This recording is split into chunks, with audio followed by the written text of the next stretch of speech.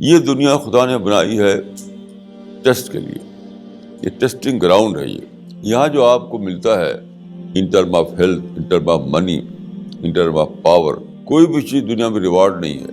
تو جو آدمی دنیا کو لے گا ٹیسٹ پیپر کے طور پر, ٹیسٹنگ گراؤنڈ کے طور پر, اس کا معاملہ صحیح رہے گا. لیکن جو آدمی اس کو لے لے دنیا کو کہ یہی ہمارے لیے جگہ ہے جہاں ہمیں آرام کرنا ہے, تو کبھی بھی وہ کامیاب نہیں ہوگا.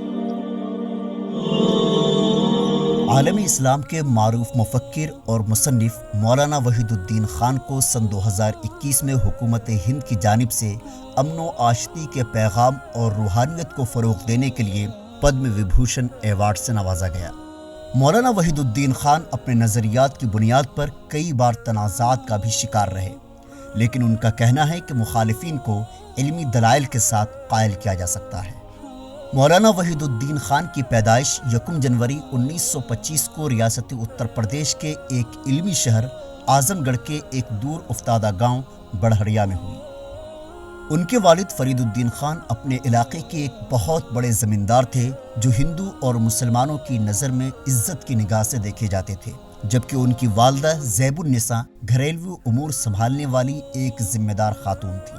مولانا کے والد کا انتقال بچپن میں ہی 1929 میں ہو گیا تھا، اس لیے ان کی مکمل پرورش ان کی والدہ نے اپنی نگرانی میں کی. مولانا وحید الدین خان کا مجاہدین آزادی میں شمار کیا جاتا ہے. ان کے اہل خانہ گرچہ جدید تعلیم کی طرف گئے، تاہم 1938 میں ان کے چچا صوفی عبد الحمید خان نے ان کا داخلہ مدرسۃ الاصلاح سرائے میر اعظم گڑھ میں کرا دیا. وہاں انہوں نے 1944 تک تعلیم حاصل کی. ان کے اساتذہ میں سر فہرست نام مولانا امین احسن اصلاحی کا ہے. اسلامیات اور مغربیات دونوں قسم کے علوم سے بخوبی واقفیت حاصل کرنے کے بعد مولانا موصوف اس نتیجے پر پہنچے کہ اس دور میں عالم اسلام کی سب سے بڑی خدمت یہ ہے کہ جدید سائنسی دلائل سے اسلام کی حقانیت کو واضح کیا جائے اور عصری اسلوب میں اسلامی لٹریچر تیار کیا جائے، اور پھر وہ اس مہم میں لگ گئے. انہوں نے اردو، انگریزی، ہندی اور عربی زبانوں میں 200 سے زائد کتابیں تحریر کی ہیں. ان کی سب سے معروف تصنیف مذہب اور جدید چیلنج ہے. ان کی متعدد کتابیں عرب ممالک میں داخل نصاب ہیں. ان کی کئی کتابوں کا ترجمہ دنیا کی مختلف زبانوں میں ہو چکا ہے.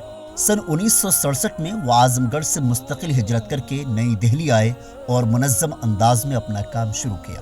اسلامی مرکز کے صدر کے طور پر مولانا محترم دینی خدمت کا کام انجام دینے لگے اور اسلامی مرکز کے ترجمان آرگن کے طور پر انہوں نے اکتوبر 1976 میں ماہنامہ الرسالہ جاری کیا. اس ادارے کا بنیادی مقصد ہے عصری اسلوب میں اسلامی لٹریچر کی اشاعت ہے. مولانا سن 1992 میں بابری مسجد کی شہادت کے بعد 15 روزہ شانتی یاترا میں مولانا عبد الکریم پاریک، آچاریہ منی سشیل کمار اور سوامی چیدانند سرسوتی وغیرہ کے ساتھ شامل ہوئے. اس شانتی یاترا نے ملک کو امن کی طرف واپس لانے میں اہم کردار ادا کیا. مولانا نے غیر مسلموں کے تعلیم یافتہ طبقے تک اسلام کے پرامن دعوتی پیغام کو پہنچانے کے لیے ایک عظیم الشان دعوتی ادارہ centre for piece and spirituality international قائم کیا.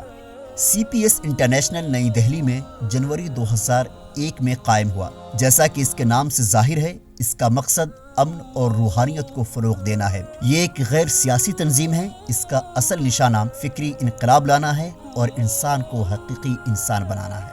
مولانا وحید الدین خان کی خود نوشت تحریروں پر مبنی سوانح عمری اوراق حیات شائع ہو گئی ہے، جو 1000 صفحات پر مشتمل ہے. اس کتاب کو اردو زبان کے معروف سوانح نگار شاہ عمران حسن نے 10 سال کی طویل محنت کے بعد مرتب کیا ہے. مولانا کی فکری اور دعوتی خدمات کے اعتراف میں قومی اور بین الاقوامی سطح پر متعدد ایوارڈ سے نوازا گیا. عام طور پر انہیں امبیسڈر آف پیس کہا جاتا ہے. مولانا کو سب سے پہلا ایوارڈ سند امتیاز حکومت پاکستان کی جانب سے 1983 میں ان کی کتاب پیغمبر انقلاب پر ملا. اس کے علاوہ مولانا کو سیرت انٹرنیشنل ایوارڈ من جانب حکومت پاکستان، دہلی اردو اکیڈمی ایوارڈ برائے صحافت، راجیو گاندھی سدبھاونا ایوارڈ وغیرہ سے انہیں نوازا گیا. 26 جنوری 2000 عیسوی کو حکومت ہند کی جانب سے مولانا وحید الدین خان کو تیسرے سب سے بڑے شہری اعزاز پدم بھوشن سے نوازا گیا. رواں برس 2021 عیسوی میں حکومت ہند نے مولانا وحید الدین خان کو تیسرے سب سے بڑے شہری اعزاز پدم بھوشن دینے کا اعلان کیا ہے، جبکہ مولانا کی عمر ہجری کیلنڈر کے اعتبار سے 100 سال ہونے جا رہی ہے. Bureau report ETV Bharat Urdu.